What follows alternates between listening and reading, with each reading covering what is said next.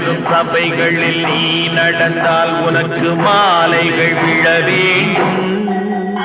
ஒரு மாற்று குறையாத மன்னவன் இவன் என்று போற்றி புகழ வேண்டும்.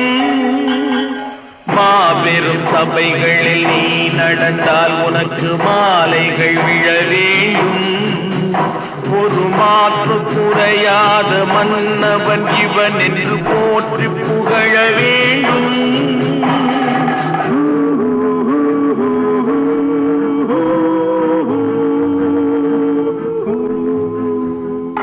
உன்னை அறிந்தால் நீ உன்னை அறிந்தால் உலகத்தில் போராடலாம்.